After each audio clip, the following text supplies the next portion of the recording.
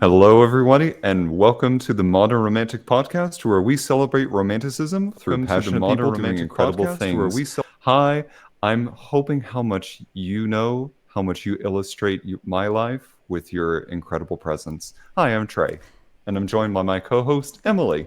Hello, I'm Emily, and I'm making an indelible mark on the hearts and minds of those around me. Oh, I love that. Yes! I'm trying. I might use the tools that one might use if they were a scrimshander. Okay. So just hold still. It won't take long. Now, with that segue in mind, Emily, I feel like you're wanting to introduce our fantastic guest today. I do, yes. Today we are speaking with Lori Ristinen. Lori is a scrimshander who does phenomenal artwork on things you might not expect. Um, Scrimshaw is the art form, from what I understand, and Yes. it means that you are etching images or creating images on things like bone and antlers. So, anyway, welcome to the show, Lori. Hi. I'm glad to be here. Yay! This is the part where the doves fly and the confetti falls. Hey. Thanks for coming on the show. I'm so glad to chat with you today. So tell us though what scrimshaw is, because I feel like I didn't do that justice. Uh, Maybe I can't either. Basically, it's like etching or engraving kind of onto material, like the bone, almost anything but wood, metal, or glass. Okay. It's got to be sanded perfectly to a high and polished to a high shine, and then I'm using a needle, which I'm either just dots or lines to take the polished surface off to make it porous, and that's where my ink will stay, only where I've made a mark. So it's just back and forth that way. Easy. Okay. So most of your work I've seen is like black and white, or at least more black on lighter colored things, like, and it's on antlers and bone. Is that right? Antlers and bone. It's been done on like the whalers would do it on whale's teeth when they're downtime. I've heard that scrimshander is a Dutch word meaning idle pillow. I don't know if that's true or not, but it sounds like it. But it's been a lot of different materials. There was ivory, elephant tusks, and walrus and whale. But now there's all kinds of materials. The bones, the antlers. There's man-made materials. There's man-made like a fake ivory, artificial ivory. So there's a lot of different materials to work on. So I got a lot of things that keep my interest. Okay. So within that, like I would never think to put art onto something like that. But I guess that anything really can be a canvas. So my biggest thing is, how did you find out about Scrimshaw? Uh, Basically, it was my father-in-law told me. He had always gone to knife shows, and he bought and sold Finnish knives. He's Finnish. He would go to Finland, buy knives, and sell them over here. So he knew about Scrimshaw. I didn't know about it.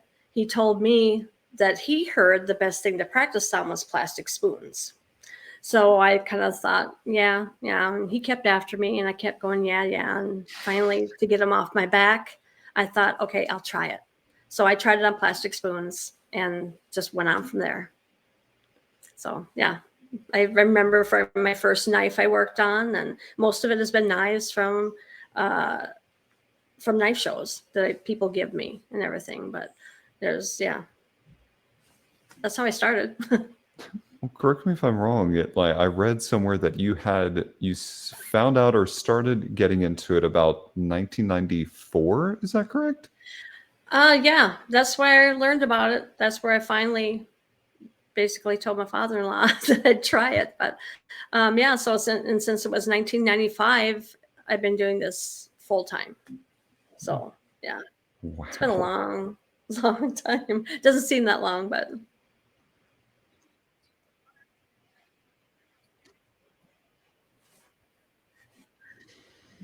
I no, I'm fine. In high school, the only subject I liked was art. I drew a watercolor painted. So yeah, I loved art, and so when I found this, it was great. It's great. So, but I don't do much for drawing and painting anymore, and this has been taking up all my time. Emily, sorry to interrupt you. Cause is saying that that the audience can't hear you. Sure enough, that's because I muted myself for a second. Awesome. What was? I'll plug in my question later for the audio. Okay. Yeah, it was about whether or not you were an artist before this. Yeah, I guess because I was thinking like the imagery you do on your pieces is really intricate and really it's really well done. So like there's an owl or there's an eagle or and or like a water buffalo or something, and I see this little detail and I thought there's no way, like certainly people are naturally gifted maybe to just draw something from what they've seen, but I feel like to just dive in and be that good sounds like you must have had some kind of art background a little bit already. Yeah, I definitely did.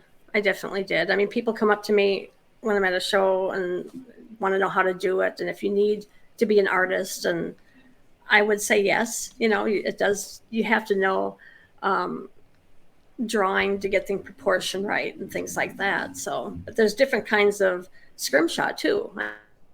I mean, there's a lot of people that just like doing the ships and that kind of thing. But I like the ships drive me crazy with all the lines and everything. But I like the animals and realistic stuff. That's where I do the stipple. There's more rustic scrimshaw too. So people want that like on a powder horn or something. But I'm picky. I like the detail. That's my favorite part about scrimshaw.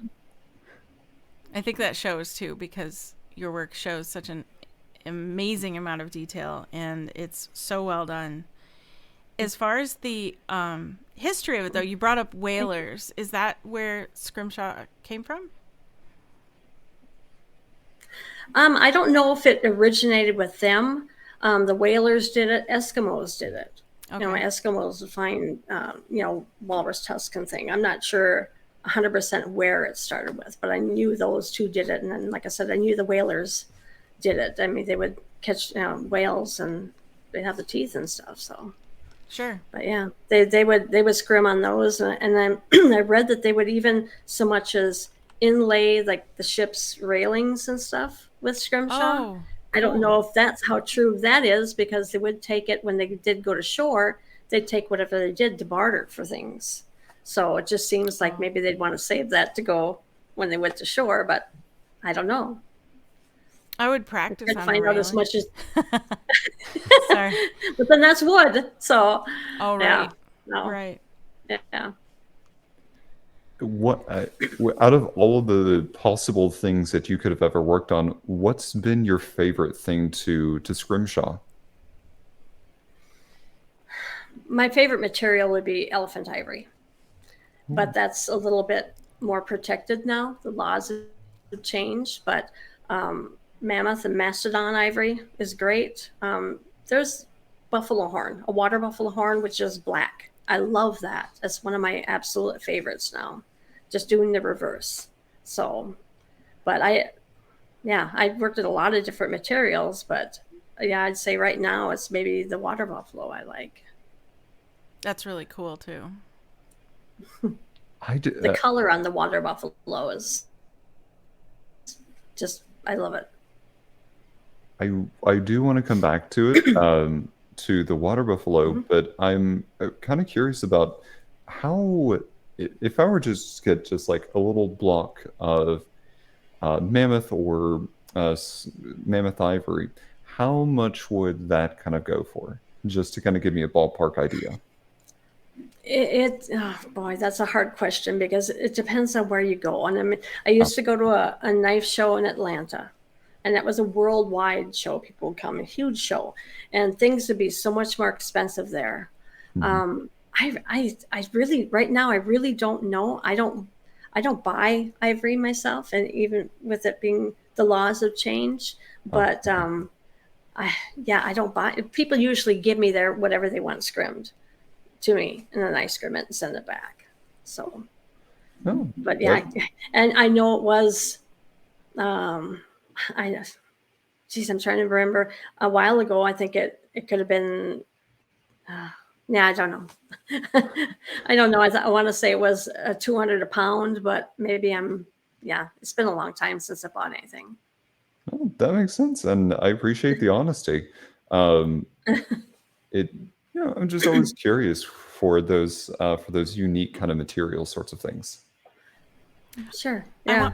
I want to talk a minute too about the ethics with using ivory, because that's something that I'm sure our audience is thinking too, is like, well, ivory is supposed to be wrong, right? Or like to some degree. There, you used to mention laws, and of course there are protections. There's also really old ivory, and there's ivory from elephants that have died naturally. So there are ways to use ivory that are probably more ethical than others. I don't know how else to say that. But also, like, I want our audience to understand that, like, you care about that, and that you're not out there, paying poachers for their ivory, no, so to speak. No, absolutely not. I mean, I love elephants. I mean, just to see them and everything.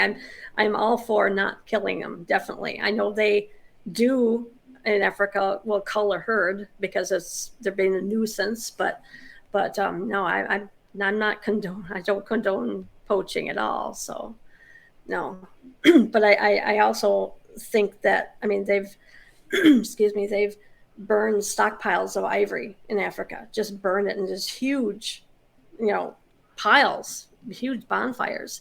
And I always thought that was a mistake. People will disagree, but they should flood the market, and ivory wouldn't be as expensive, as people won't want it as much, or poachers won't make as much money.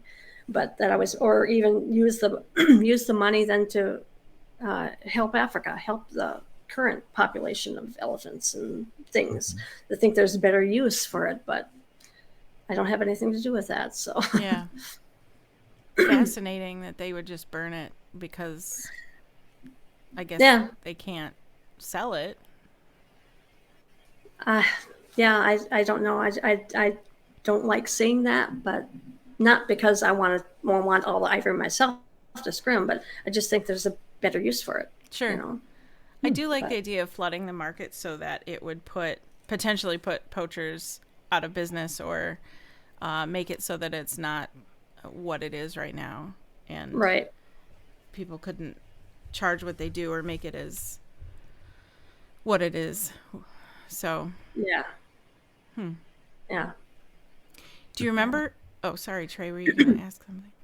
No, just something mulling around in my brain was kind of flooding the market for things, and it makes me think of a little bit of the fashion industry, and how with certain fabrics for things, those go for so much more than others, and it's just because of that process. And like silks supposedly take much longer to craft and to create versus maybe something like a cotton, based on resources and those sorts of things. And then to watch these incredible silks get used for a finite purpose, and then the remains are typically just kind of disposed of in some capacity. And there's I think that there's probably a better way to use it, to kind of the point you made earlier. Yeah, I don't know a lot about the fabric things, but I just hate seeing things wasted. Yeah, valid. There's a lot of waste in the fashion industry. I can imagine. Do you remember how you went from practicing on spoons to selling your first piece? Do you remember the first piece you sold? Well, my first piece after the spoons was somebody had given me a knife to scrim. So it was a custom order. Okay. And he told me what he wanted on it. And I remember sitting there and just scared to actually make a mark on it, worried I'd make a mistake. Now, on a spoon, if I make a mistake, we throw it away. It's a plastic spoon. Yeah. But this is someone's knife. It's just not the material itself. I mean, the whole knife was made. And if I just were to make a mistake. But after I started on it, then I felt more relaxed and better about it. So, but yeah, I remember that very well. Very well. That's relatable. I remember cutting into $96 a yard tapestry once. And that's definitely a measure 10 times cut once situation. Oh, yeah. So, yeah, I get that. Not wanting to wreck the piece, this potentially one of a kind thing, or someone else's knife. Yeah, that's sure. Yeah, I mean, if I make a mistake, I have to sand it off and start over and repolish. So there is not quite so bad, but every time I sand, I'm taking the surface off and making that handle material thinner. And if it's an expensive material, and it wasn't at the time, it was a man-made material, but still, you don't want to make that side thinner than the other side. It was a folding, no, it wasn't folding up, but it was two pieces together to make the knife. It wasn't just one piece. So you're sanding, making one side thinner. And so that's not something I want to do. That makes sense. Right. Yeah. We have a question in our chat. Is a color work of scrim art versus black and white more difficult? Yes. Yes. Just in the sense that you have to be careful when you put when you just work in black ink, wherever you put the ink and wipe it off, it's not going to change what's next to it. But if I was scrimming, let's say in blue, and then there was some part next to it that was yellow, I can't wipe that yellow over the blue. It'll make it green. I have to make sure you wipe it away from it. So you got to make sure you don't kind of paint yourself into a corner. Make sure you have an area where you can wipe it off. So you have to be careful that way. And it does take more time, definitely. If it's just like in browns, a monochromatic or something, it's not so difficult, not as difficult. But yeah, if it's full color like macaws, bright colored birds, yeah, you've got to be careful. And it takes longer, definitely. I feel like you've had somebody request a macaw at some point. Actually, I have. There was a knife handle that I put a macaw on, and it will be one of my favorites. It was many years ago, maybe the first couple of years I started, and I just loved it. Yeah, yeah. And since I had done a piece for myself, which I've sold, but I think it was like 4x8, a flat piece. It was called micarta, and it's a man-made material. It's a paper micarta. There's layers. I'm not sure how it's made exactly, but there's layers of things kind of laminated together. And it's kind of like an acrylic, but I did a whole macaw scene in the jungle and everything, and greens, and yeah, that was fun. But yeah, that was one piece I did for myself, basically display, but I sold it, before I finished it. But yeah, so I've done, I love the macaws, love the bright colors. Yeah. And you do feather work so well. I've seen some of your images with feathers on them, and that's so neat. Well, thank you. And you've had some unique opportunities to do scrimshaw on pieces of antler, bone, or whatever from extinct species as well, which I think is quite I feel like that's bigger than someone's knife that they could potentially replace. So tell me about some of the extinct species. It's been, I've done some pendants for myself that I've sold, but from a woolly mammoth tusk, and people always think that's so cool, and I think it is cool too. I mean, you've seen pictures of woolly mammoths, they're not around anymore, but just to think that this little piece of ivory came from one of those, it's just neat. I really like it. Whether it's the woolly mammoth or mastodons. I did do a shark tooth once, a pretty big shark tooth from, I don't know if it was from a megalodon or what, but it was a big shark tooth, and that was really cool too. it was harder. The material was a lot harder, but yeah, it was fun. It was a lot of fun. It's something different. I love that. I bet. This, with bringing up like the megalodon or the shark's tooth, and are there, if someone were to like try to get into scrimshaw, is there a type of material that you would recommend starting out with first? Maybe not plastic spoons, but maybe like their first official piece that you might recommend starting out as a beginner? Well, I've had many people ask me that at shows, or they say they've tried it and it was just too hard. And I always have to ask them what they tried on. And if it was like deer antler, it's not the easiest to do. If it was like cow horn, like it was a powder horn or something, that's definitely not easy too, because you're trying to draw a little curved line and it's got a grain to it. It can just get stuck. And so I've, at the time, many years ago, I'd say the best thing to do it on, practice on, or to do it was elephant ivory. It's the softest. It's like a hot knife through butter. It just polishes great.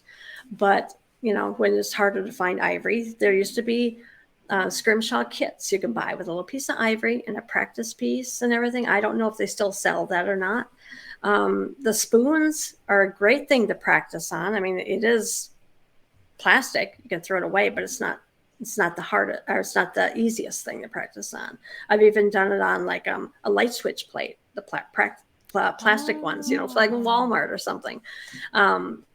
It is a good thing to practice. It's cheap, but it's just not the easiest. So other than the elephant ivory, mammoth or mastodon ivory, the black buffalo horn, it's different, but then it's black, so it's just working the opposite. So yeah, you just got to practice is the bigger thing, I think.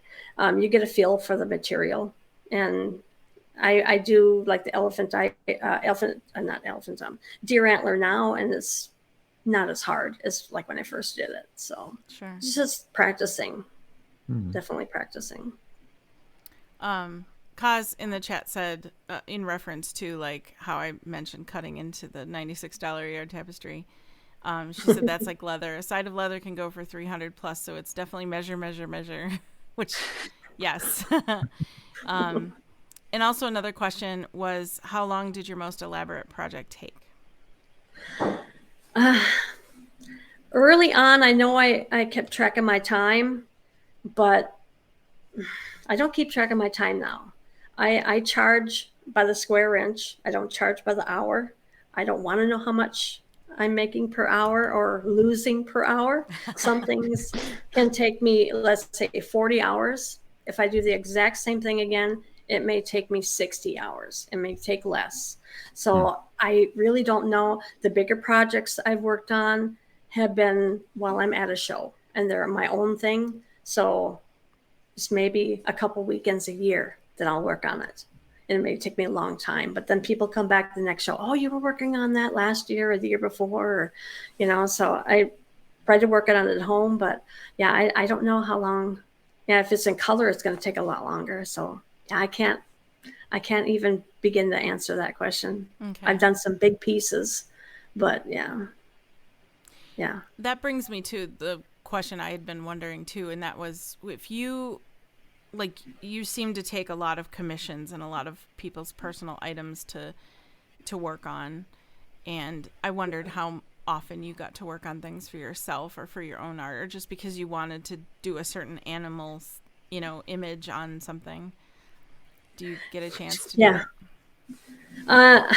I always tell myself I'll work on my clients' things Monday through Friday, and my own stuff on the weekend.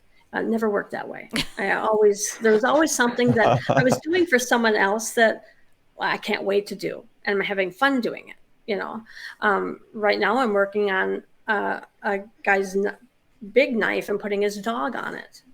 So I got him one side done, and the other side he's laying, and I'm going to put his favorite toy in there too, because he's passed away. I've done a lot of that. They're past pets and things, and that's a lot of fun. But I don't get a lot of time to do my own thing. I'm kind of been thinking that maybe I will make the time and I don't know how long I'll be taking orders. So I might just end up doing my own thing after 30 years or so, and just putting on my website. But I haven't totally made a decision yet. Right. But I really have a lot of ideas, and I have a bear skull at home I want to scrim on so bad, but I haven't taken the time. I have done a grizzly bear skull, and right between the eyes and the forehead, and it was just fun. And I have a black bear skull at home I want to do. So, Wow. but yeah, so I got to take the time out to do my own thing sometime soon here. Yeah, I think so. You deserve that. Yes. I have fun, but I have fun with the things I have coming up too for my clients. So, Right. That's good. I think that's important, because if you don't enjoy the process, what are you're spending 40 plus hours a week or whatever doing stuff you don't even want to do. So yeah, that's awesome. I think that's why have done it so long, and I haven't gotten sick of it. Yeah. Because there have been such great ideas and things I've never even thought about doing or wouldn't have done myself. But yeah, it's kept my interest. So yeah. And one thing that I love that you have also said, because you don't just work on it Monday through Friday, like just in your own studio, you also take things with you to shows and you're working on them at the shows to kind of demonstrate the process. Do you find that engages clients more, or do you find that like brings in more people to ask questions about Scrimshaw? Or what kind of benefits have you seen from doing that live at a show? All of that, really. Number one, if it's slower show, it gives me something to do. I never thought I'd be able to do it in front of people. My husband told me, you should scream at the table. I thought, no way, I can't do that in front of people. But now it was even early on, it was so easy. I'd get into it, and I'd be able to tune everyone out.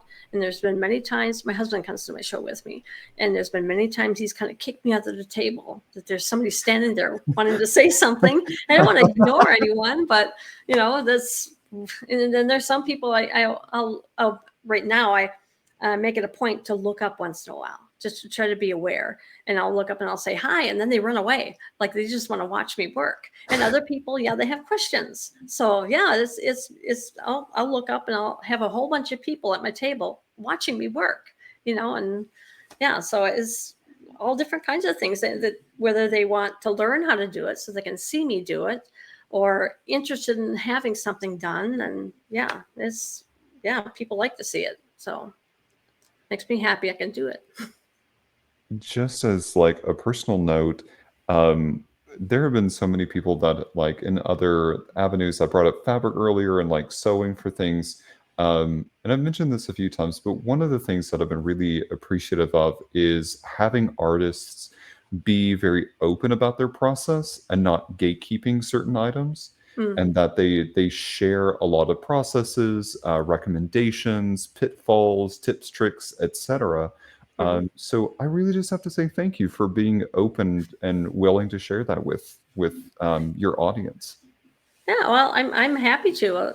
Like I said, I have many people come up, and even young kids wanting to know how it was done, and I tell them as much as I can, But yeah, I don't keep anything, to myself. But I don't want to get up in front of people and teach, but I'm willing to tell anyone what they want to know. And I've also said that they can email me if they have questions, and as they do it. And I know there's one woman I met in Atlanta. She would want to learn, and I told her what I knew, and she'd watch me. And I think the following year she came and ended up showing me what she's done, and she started doing it, and it was just great to see what she's done. I just loved it. So yeah, it's been fun. Yeah. There's a lot of people that don't want to tell you things.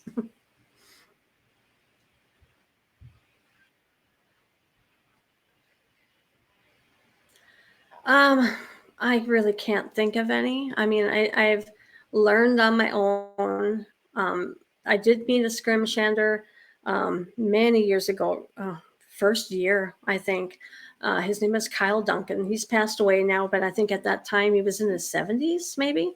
But he gave me some pointers, and he insists he did nothing but just simple little pointers, like the size of a bear and how long I made the lines. It would be how long the hairs are. Maybe I got to keep that in mind. And I looked at it and said, of course. So he's given me pointers, but otherwise. For Scrimshaw, no one else has given me pointers. Basically, I've learned on my own, tried different materials. I'm still learning. I would say I'm still learning. So, but as for a particular artist, yeah, I can't think of anything.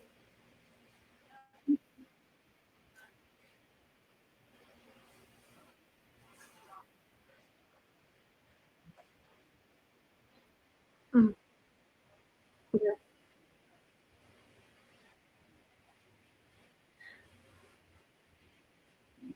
Yeah. Yeah. Well, I try to be. I mean, I do see pictures or there's something an artist had done, and I just can't think of any artist name offhand, but things I really do, I really like, but I guess I try to stick to my own style. I guess I don't want to copy anyone, Right. That kind of thing. So, but I fixed my sound, by the way. I'm sorry. I did mute myself again, and they couldn't hear me. Future Emily, edit that part out. Thank you. Yeah. I'll need to re-record my question because it may not have recorded. So I can go back based on your answer and figure out what the question was. There you go. One thing that I can say, and like not copying, some people copy just to kind of get the feel for it or to get to be inspired for things. Yeah. So there's never a wrong thing or a right thing for copying, not copying. I think it really kind of depends on the projects that you're working on and who you are as a person. If you want to go and do your own thing, be blessed and go forward with as much conviction. Yeah. But if you want to copy and learn from some techniques of other people, there's a ton of benefit in doing that as well. So there's never a wrong or a right. Just maybe don't sell your copies because people pick up on that real quick. Yeah, definitely. Yeah. I know some photographers out there that were copied recently and have been involved with lawsuits. So Oh yeah, you have to be careful with things like that. So, I mean, if you're copying to learn and you're copying to be inspired and to hone your craft, I see nothing wrong with that, for sure. Yeah. I agree. You have to start somewhere, and if you're just starting out, and as you do things, you realize what you like to do and maybe what you want to do something, do it differently or whatever. But yeah, like I've seen people copy art just to see what it took to get the result that they were seeing, to learn what that process was, which I think is kind of where learning is at. So definitely. Right. And I think there's the thing about scrimshanders is, at least from my perspective, and maybe not from yours or Trey's, I don't know, or anybody else, you seem like one of the rarest art forms out there. Like I've seen some scrimshaw work one other place in my life ever, and it was one other guy I saw at a festival. And so this sounds like, this feels like a dying art. Is it, or would you say that's true? I don't think so. I think when I went to like that Atlanta Blade Show, is what it's called, the knife show in Atlanta. I think at the time I knew maybe there were 7 or 8 of us doing it there. Okay. So I think there's more than you think. Okay. And with going online, there's more people that were doing it than I didn't know back then. And I'm sure there were more even then that I didn't know. I mean, from other countries and things. So there's a lot of people out there, and I see new occasionally somebody I hadn't heard of before. So yeah, it's not as well known like photography or oil painting and stuff, of course. But yeah, I think there's more out there than you think. But okay, fascinating. To kind of echo onto that, coming from a theater background, the first thing I've heard of when I heard the first part of that was scrim, and I was like, oh, this is somebody who designs like the scrims for a theater. No, not for theater. No, very, very different. yeah, I'm a scrimshander. There's scrimshaw. I do scrimshaw. I scrim. So, but yeah. What is one conception that people have had about your work that you would maybe like to dispel the myth of? Oh boy. I don't know. I can't think of anything. Okay. I can't think of anything. No, That's good. fair. Yeah. Yeah. There must be something out there, but no. The closest thing I could even say, and it's not even Scrimshaw, but every knife show I go to, there's at least one person, if not many, that say I should do tattoos. And no, that's not something I want to do. Yeah, no, I if I make a mistake, I can sand it off and start over. And tattoos, I can't. So, and I don't want to be that close to people. So, yeah. Look, Barbara, whoever you are listening to this podcast, I know that your sugar scrub may do quite a bit for exfoliation. It's not going to rub off that tattoo. No. I think it would be neat to do with some of the things they do with tattoos, all the detail. But yeah, it's not for me. Not for me. But I can't think of anything else that. Yeah, I can't think of anything. There's a lot of good tattoo artists out there that could probably take something that you've done and put it on someone, like copy it onto someone's body part. Someone's skin. Oh yeah, skin is what I meant to say. Goodness, skin. It's still a body part. But yeah, there's amazing detail. Some of those tattoo artists can do. I admire it. I love watching it done. Some of the shows I've watched without the drama, but just watching it done is so cool. Cool. But yeah, again, not for me. So is there a part of the process for you or is there a moment that you have when you're working or when you're even at a show or in any of your interactions or things? At what point do you go, yes, this is why I do what I do? I don't know. Sometimes with some things I could see some other scrimshaw and it gets me excited. I mean, many years ago, my husband and I took a trip to Alaska. We drove up there, and in Anchorage there was a shop that sold scrimshaw, and there was things like a walrus skull with 2 tusks, and they were scrimmed. And after I saw all that, I just couldn't wait to scrim. So I see things like that just really gets me going. Yeah. So sometimes just talking to people and they'll show me something that they've done or something. It's just creative that just, I love seeing about it. And yeah, so. Yeah, that's good inspiration. Definitely. I was trying to see if Trey was about to ask. We do this all the time. Okay, fine.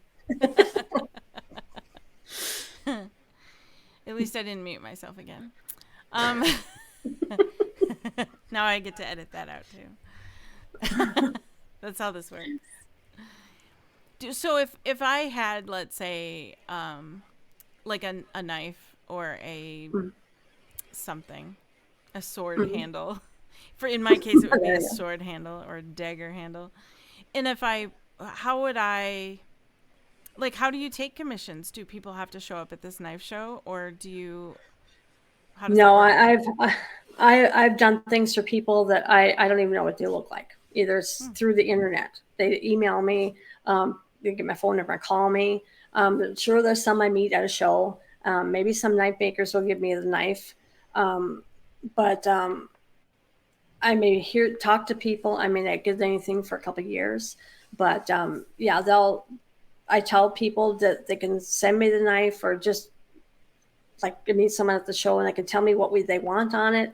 If I know the size of the knife handle or the object, I can, and what they want on it, I can, give them a good estimate and go from there. Other things they've told me, describe what they wanted. I've drawn it, sent it for approval.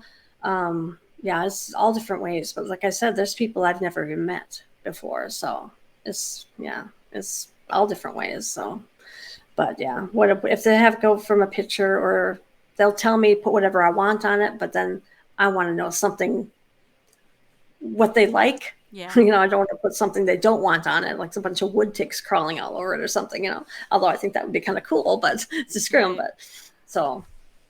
but yeah.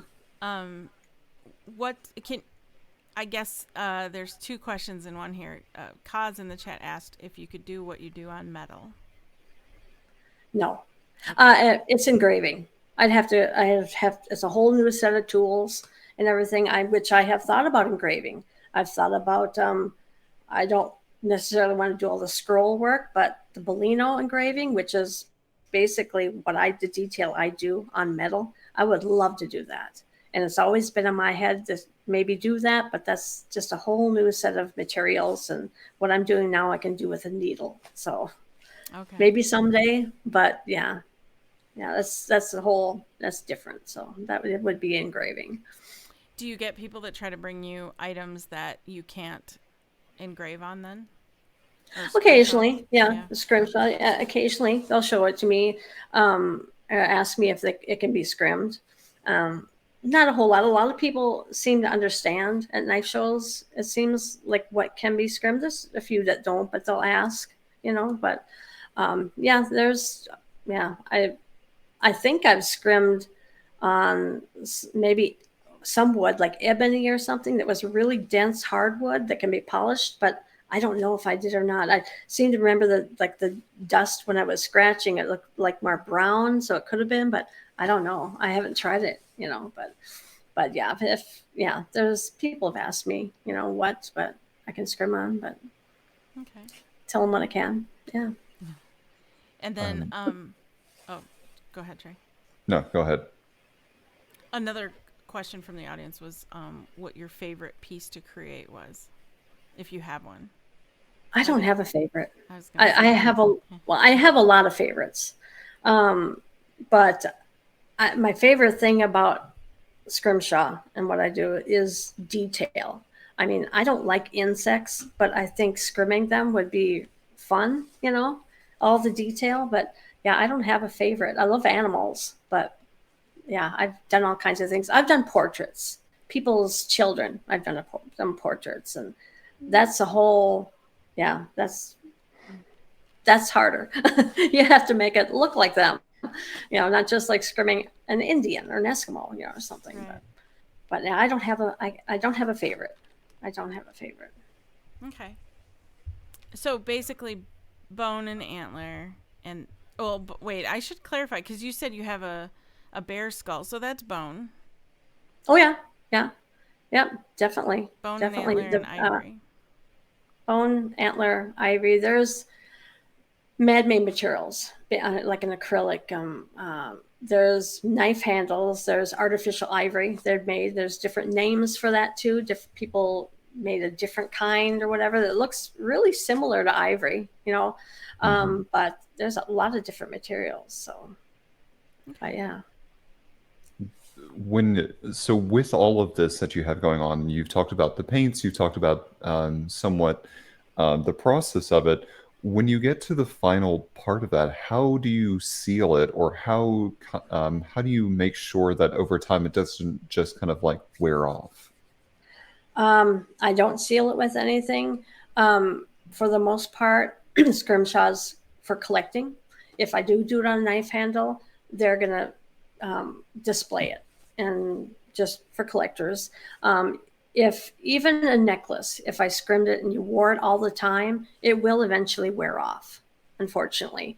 I have done things where I've dipped it in like a non-yellowing polyurethane, and it seemed like it held up well, but it's not the best thing, so unfortunately it can wear off. I've had people say, I've scrimmed the knife for them and they say they're going to use it, they're going to use it deer hunting or whatever. And I've told them to let me know how long it lasts, because I told them it's going to wear off. No one's told me. He hasn't come. They don't get back to me. So I'm sure it's worn off if they kept using it. But yeah, it's for collecting, definitely collecting. And this one's something for like the bear skull I did. You're going to, set it and display it and that kind of thing. It's, and preferably not touch it all the time, but, Sure. So maybe the person who was using the knife for deer hunting just wasn't a very good deer hunter. Oh my. And they just didn't get any deer, so that the handle hasn't worn out yet. I'm kind of betting not. I'm not going to say that. I'm sorry, whoever you are out there. I apologize. I'm sure they either forgot about it, whatever. I don't expect them to, 10 years from then that, hey, it wore off. I'm like, oh, okay. Now who are you? So it would have been nice to know, It wasn't, I don't remember what it was, what I did on it, but it wasn't anything really colorful. It was just like a black ink. But yeah. I'm sorry. I didn't mean to cause said, Emily came for blood. It's a possibility. So I was just playing around with reasons why. And then I said them out loud, as I do. And now, as her co-host, I have to watch my back.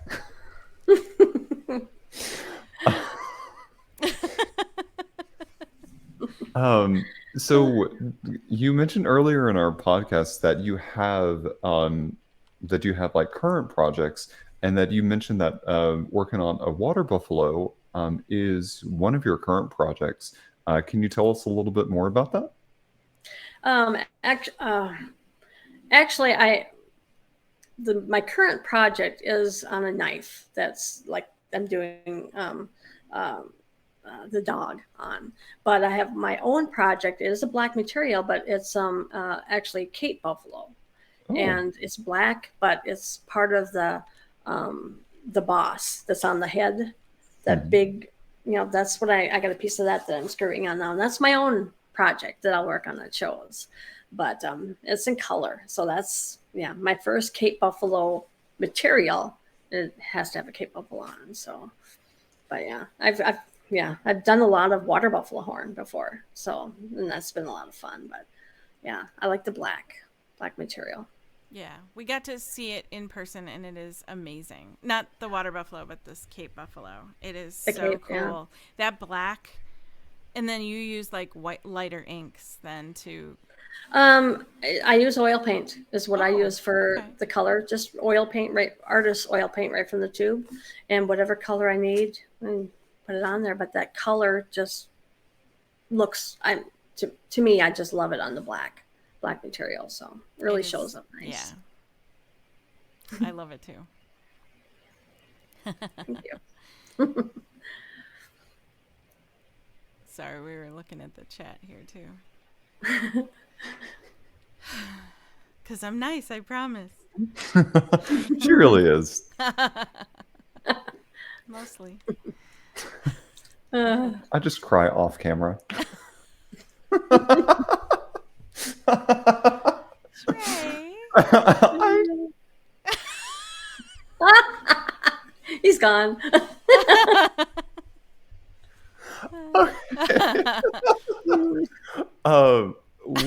So like that particular material, with like black and with ivory, I know that there are concerns about what kinds of paint are going to show up the best and kind of the etchings for that.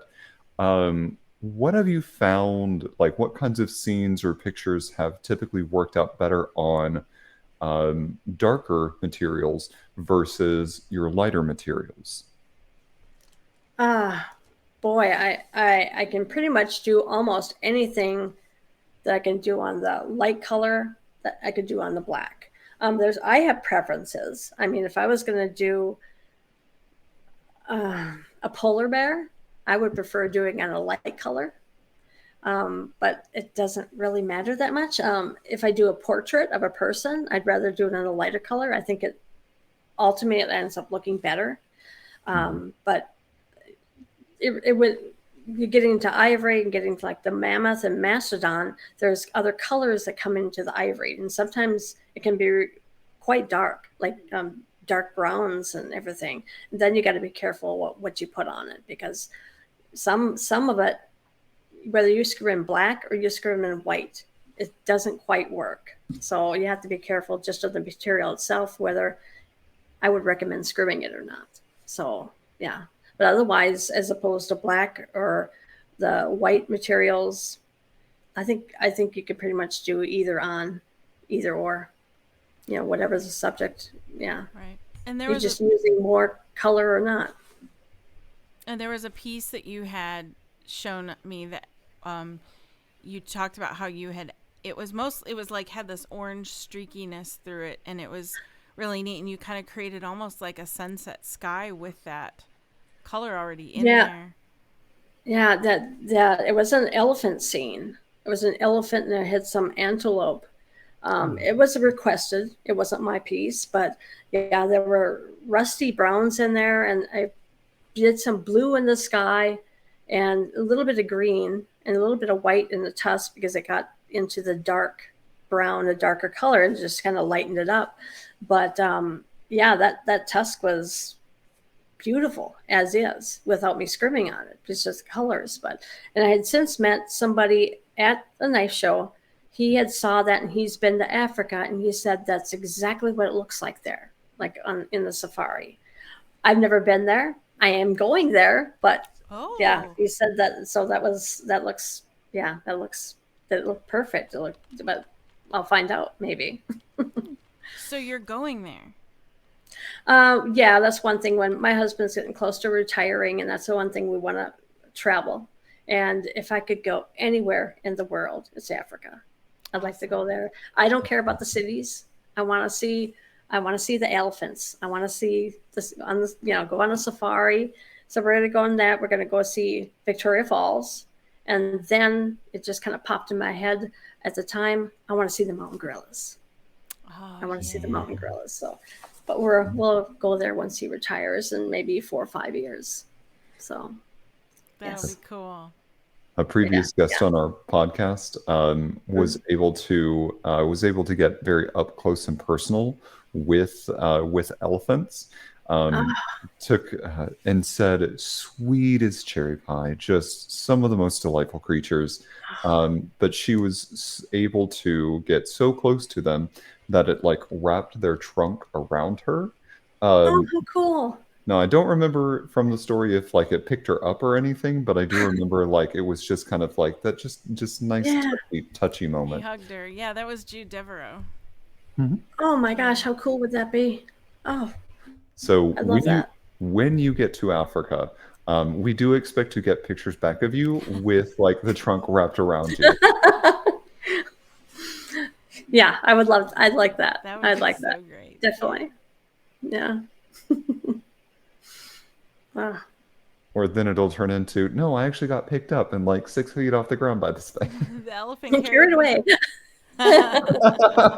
Maybe I don't want to go that far, but yeah, I'd love to get that close. I read it was an article when I talked about going to Africa, and I wanted to see the gorillas, and they said that there was whoever wrote the article said that you can get real close to them because the gorillas are used to you seeing them, going up there, and they said that one mother and a baby walked by, and she must have felt that they were a little too close, and she took her hand and just kind of pushed them away. And I thought that would be so cool. I want that experience. Yes. It's scary, but I want that experience. So yeah, I want to get up close with gorillas. I scrimmed them on a water buffalo horn. So I just they're so cool. Yeah, what a great experience that would be, and a cool story to bring home. Like, oh, I know. I would love to spot say where that the gorilla pushed me away. Yeah. Oh. This is my fractured femur from the gorilla. This isn't a femur, but okay. Well, hey, I know music. I don't know anatomy. All right. April's over here going, Trey. I understand where my opportunities lie in my own learning. Thank you. um, my manager was actually telling a story. She took her like 2 or 3 year old daughter to a zoo where they had some gorillas, and the gorillas apparently had just given birth. And so Oh. there was a parent that was standing at the observation window, and her daughter was like very scared because it's her first time seeing a gorilla, and she's like maybe a foot and a half tall. Oh, Um, jeez. and so she just like timidly walked up there, and then the gorilla just like straight up just turns around and just glares at this child.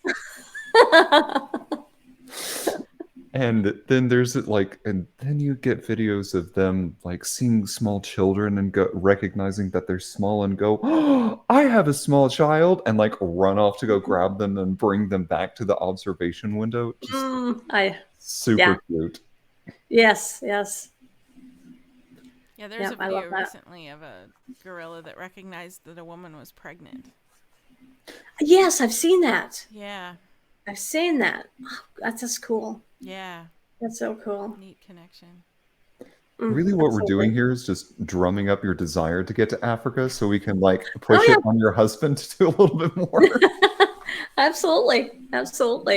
No, I can't wait. I thought at the time that was where I wanted to go the most, and it's expensive, and I thought, okay, when the Winter Olympics were in Canada years ago, I saw they had a special about the polar bears. I thought, I know, like I want to go to Churchill and see the polar bears. I thought it's got to be cheaper. Well, it wasn't.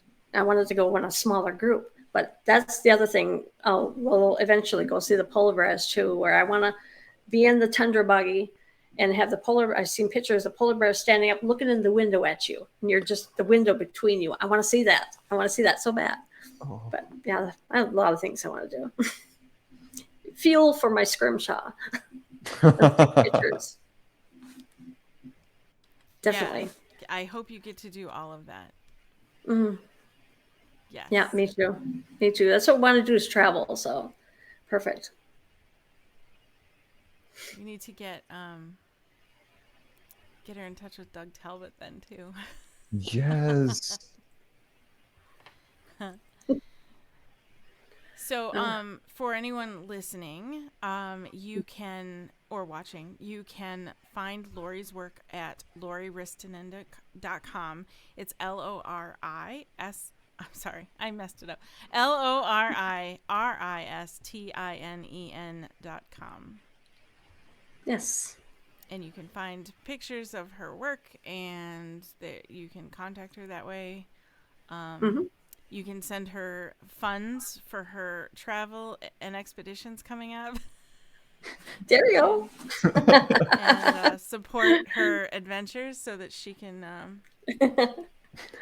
go see polar bears in person. Polar bears and elephants and gorillas. Oh my. Oh yeah. Oh my. Yeah. Almost gives you goosebumps. Lori, the one thing that I would kind of like to ask, we asked earlier if there was like a particular material for beginners that you'd recommend, but now kind of more generally, what advice do you have for those that are wanting to get into Scrimshaw more? Just what advice? I would say if whatever material they try it on, just keep practicing. Don't just try it on one material and think, oh, this is too hard, I can't do it. Try it again on either the same material or try something different. Just practice. That's, I think, the most important thing. And you may find a material that's hard, but the more you do it on that material, the easier it gets.